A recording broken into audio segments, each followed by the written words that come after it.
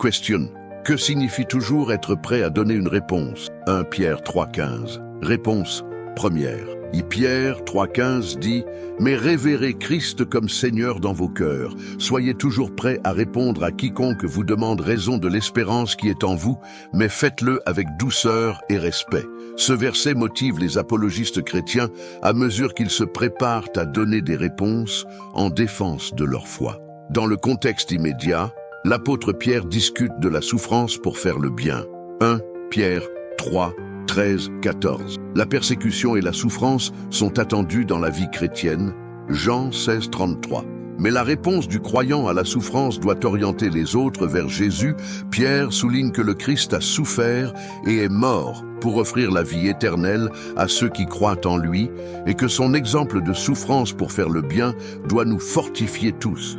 1 Pierre 3, 17, 18. Au lieu de craindre la persécution, les chrétiens doivent s'assurer qu'ils souffrent pour la justice, honorer Christ le Seigneur comme saint et être prêts à défendre leur espérance en Jésus. Verset 15.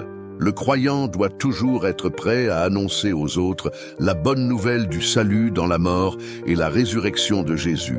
1 Corinthiens 15, 2, 4. Fournir une défense ou donner une réponse pour l'espérance est basé sur le mot grec apologian, qui porte l'idée de défendre quelque chose comme un avocat défendrait son cas au tribunal. Du mot grec vient l'apologétique en portugais, la discipline de défendre la foi chrétienne.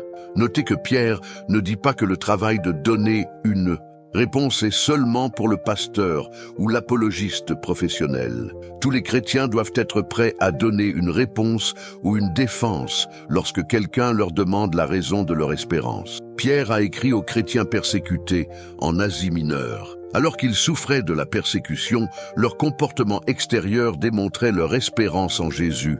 Non une pensée désirée, mais une foi solide et assurée. Voir Hébreux 6, 19, 20.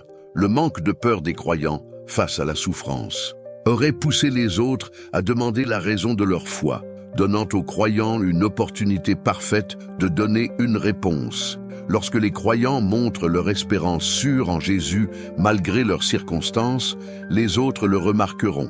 Voir 1 Pierre 2, 12. Pour répondre adéquatement à quelqu'un qui demande à propos de leur foi, le chrétien doit utiliser la douceur et le respect, ayant une bonne conscience. 1 Pierre 3, 15. Il n'y a pas de place pour la dureté ou l'irrespect dans la vie d'un chrétien, surtout lorsqu'il représente le Christ et donne une réponse pour expliquer sa foi.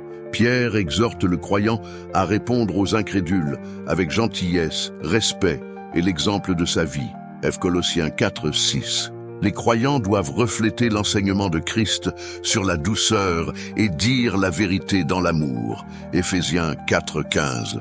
Le commandement d'être toujours prêts à répondre à quiconque vous demande raison de l'espérance qui est en vous suppose une foi qui nous fait vivre notre espérance en Christ de manière visible devant les autres. Lorsque les incrédules voient la grande espérance d'un chrétien face à la persécution ou à la souffrance, ils veulent naturellement connaître la raison de cette espérance. Matthieu 5, 16. Nous devons être prêts à partager l'Évangile de manière douce et respectueuse.